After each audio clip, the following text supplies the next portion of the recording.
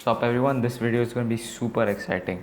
It's the 25 things I've learned out of 7 books on money that I've read so far. On total I've read around 30 books in the past year, and out of those 30 books is 7 books were on money. I wish it was more, but I mostly read books on mindset. But this year is going to be the money book year 2021. It's going to be crazy. Okay, number one is money will come to anyone and in increasing quantity gladly if they save at least 10% of their income. What does this mean? Every person can at least save 10% of their income. Simple fact. Even if you're making like nothing, you can still save. It'll be hard, but you can still save 10% of that income. Okay, number two is money will follow the wise person that knows how to invest it properly. And you'll be surprised how fast it multiplies itself over the years. Again, compounding effect, pretty straightforward. Number three is money sticks with the cautious owner who invests it under the wise people who are wise in its handling. The number one mistake people make with money is to give it to people, to take advice on money from people who don't have it. It's the biggest mistake I see, and this point number three teaches you not to make that mistake, to only listen from people who know what they're doing with money and those who of course have it also. Number four, money slips away from a person who does not know where they're investing that money. Okay, if you want to buy a stock, you can't just buy it because you read about it in the newspaper. That's not enough. You need to know what you're doing, what the company is doing. You need to go through their financial statements. If you want to buy a house, you're gonna see what the neighborhood is like. You're gonna see who your neighbors are. You're gonna see like the quality of the house, if there's any problems, leakages, anything that's wrong with the house. You're gonna see what all amenities are there in and surrounding your house. You're gonna see all of that. So why don't we do it in real life, like with investing money?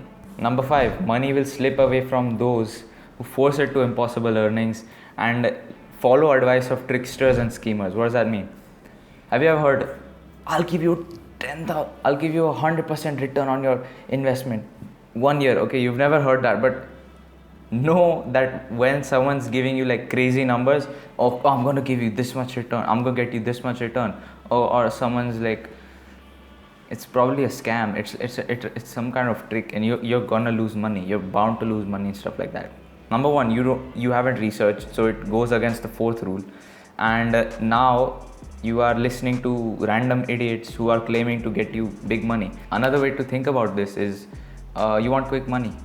You can't get quick money. A great quote by Warren Buffett. Someone asked him like, okay, Warren Buffett, your investing strategy is so simple. Why doesn't everyone follow you? You know what his answer was? No one wants to get rich slow. Everyone wants to get rich fast. It doesn't work like that. Okay, number six is, before you get wealthy, you must think and act like one. You cannot become rich by thinking like a poor person. It doesn't work like that.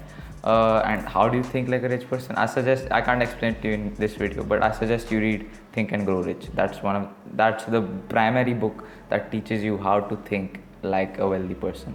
Going to school and getting a well-paid job won't get you financial freedom, and has nothing to do with how successful you are in life. Ask any successful person of how much their education contributed to what they're doing right now. Nothing. Everyone will say, oh man, I don't use anything. Heck, shit, it doesn't matter. Like I challenge you, ask anyone, or ask even your mom and dad.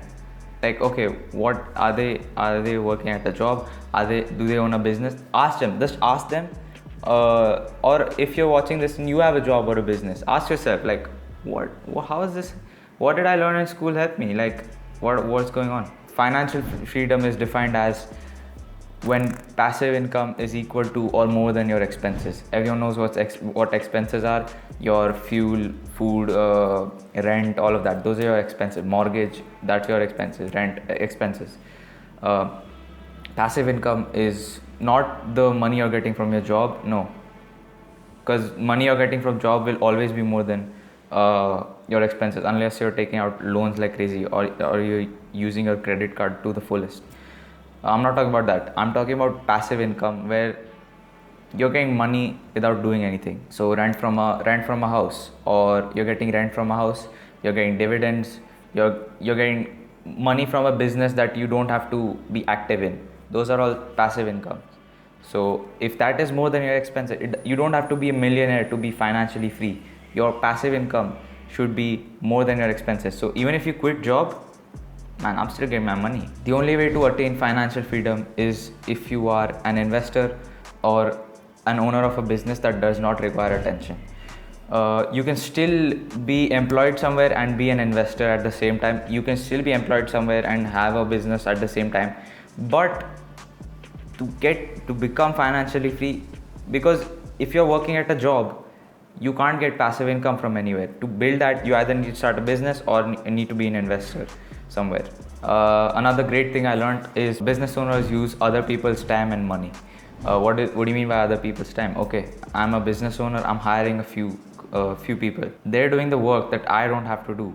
So that's their time. So that's their time being used up for my benefit. And in case for money, we talk about investors. Different investors are investing into my business. So that's their money. Their money, their work. As a business owner, you can do that. You will pay less taxes as a business owner, not a small business owner, but an owner of a corporate, and as an investor. As an investor, you will pay less taxes because capital gains tax is less than income tax. And as a business owner of a corporation has the advantage of limited liability, where the business has its own identity separate from you. So when I want to buy a house, let's say, I won't buy a house for my money. My business is going to buy the house under its name, and it's going to be listed as an expense. Corporations pay taxes on their on the profits they make. So that way, you can buy stuff for yourself through a corporation. It's a big loophole. Everyone does it. Everyone knows about it. But still, most people don't know about it. So I wanted to share this. Another thing I learned: pay yourself first. Whatever money you make, don't go out and spend it. Save yourself. Pay yourself first. Meaning, remember the first or second point was save at least 10% of your income. This is the same thing. Save at least 10% or more of your income. If you don't do that, you're essentially not paying yourself. Paying yourself so that you can make more money. Savers are losers. I discussed on this in my Q&A video that I did a few days ago. Savers are losers. You're saving money for what? Your inflation is higher than the interest rates you're getting from the bank. So don't save your money. You're losing value every second you have a piece of cash in your hand. The rich don't work for money. Their money works for them. Think of it as like this, okay? I'm working at a job, alright? I'm working for money. No matter what I say, what I think about money, or money is not important, but I am working for that money. If I quit that job, I'm dead. I have nothing, no income source, nothing. Rich people, however, don't work for money. Their money works for them. What do you mean? They can take how many ever days off they want, like make just 2-3 phone calls, everything's gonna be fine. If you've built up that system where you can do that, and you can also, any big business or an investor can do that if they have the right system in place. I think Elon Musk can easily take a 30-day vacation, but he won't. He loves that, so he does it. But if he were to be given an option, it's there. An asset is anything that will help you make money, and a liability is anything that takes money out of your pocket. Your house is an asset, is what most people think, but it's not. Your house is a liability. You have so many expenses with a house. You have maintenance, you have your taxes, different light tax, electricity tax, water tax, water maintenance, different repair jobs that you need to do every month. So it's taking money out of your pocket. Your house is not making a single penny for you. Same with a car and all that other stuff. And liability is liability. If you're buying a phone, that's a piece of crap, unless you're going to use that phone to make more money. And in that case, it's going to be an asset for you. The rich buy assets, the poor have expenses, and the middle class buy liabilities that they think are assets. Same example with the last one. Man, I think my house is an asset. No, it's not. it's a liability. That's the middle class mentality. The rich people buy, they know what an asset is, they know what the liability is. Poor people, they can't afford to buy anything, so whatever comes in goes out as expenses.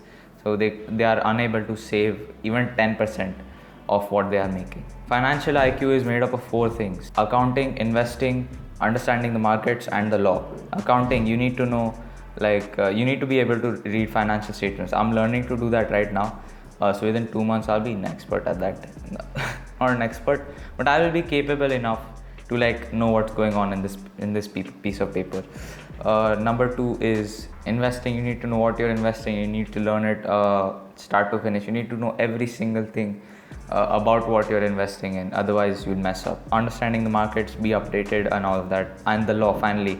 Taxes, you need to find different loopholes. More money you make, more the government's gonna try to take that. So you need to find different loopholes with that. Legal loopholes, the example of which I gave up out the corporations, the LLCs. People use LLCs to buy their own stuff, as the LLCs have their own separate identity and all of that. So, and they also pay taxes on only their profits. So if you're, I think a couple of years ago, some article came, Amazon paid 0 in taxes. Different, and also with the law, different benefits that you will get as an investor or business owner. You need to know all of those so you can take advantage of that and keep more money into your pocket rather than letting it move into the government's pocket. Rich people with corporations, they earn money, they spend money, and then they pay taxes. Now watch what happens with people who work at corporations. People who work for corporations, they earn money, they pay taxes, and then they spend. See, that's the difference. You're making money, first thing that goes out, boom, 20% gone as taxes. Rich people, they'll spend their money through LLCs again. People who work at jobs don't have an option. As soon as they get their paycheck, boom, taxes gone, and then whatever is remaining they spend. Rich people invent money. What do you mean? I want to buy a house, right? I don't have enough money for it. I want to take a 1 crore loan to buy a house, okay? I took a 1 crore loan with 10% down payment, and let's say, and I rent this house out, okay? I rent this out, I'm getting 30,000 as rent, and what I have to pay the bank is only 10,000. So what's the net profit each month? It's 20,000 rupees. So I essentially invented money out of nowhere. I used debt to invent money out of thin air. I only had 10% of 1 crore, which I used to create an income stream for me, out of nowhere. What the heck? So that's what rich people do, and they know how to do it. Another thing I learned was work to learn, not to earn. Work for experiences, not to earn. Money is gonna come if you're gonna get good at it. Simple fact. Action always beats inaction. This video you're watching, I'm not legal enough to even do any of this. I can start a business, but I can't get loans, nothing, none of that. But for you, if you're over 18, action beats inaction. Okay, you can study all what you want about money, but you're never gonna get it unless you actually do something. So my time will come, and it's unfortunately not here yet. And I'm doing everything I can to at least take whatever action that I can take, instead of crying about, oh, I can't do that, so I'm not gonna do anything. No, I'm going to do what I can do. Think about what you can do instead of crying about what you can't do. The power of compound interest. I don't need to explain. Everyone learned this in 6th grade. Exponential growth, is it called? Yeah. Linear growth and exponential growth. Why is 365 to the power of 1 only 365, and 365 to the power of 1.01 much higher? Exponential growth. Finally, yes, you do need money. You won't be happy without it. Of course, this is subjective. You can be happy without money, but are you truly happy? Are you free? I don't want to be bound by it. Shit, I have to worry about, oh shit, man, I have to pay for this, I don't have enough money for this, I don't have enough money for this. No, I don't want that stress. And it's not good, and it's not a good stress for anyone. You need to be able to focus on other things apart from money, and you can only do that when you have money. Having money allows you to do other things that you couldn't give your 100% otherwise if you didn't have it. So yeah, that's it. I think 25 things that I learned on money. None of this is my opinion. This is only what I have read from somewhere, and I'm giving it to you. None of this is my opinion. So don't come at me saying I'm wrong or anything. This is not my opinion. This is what I've read, and I'm making it in video form for you guys to also learn and decide what you think about it. Take care.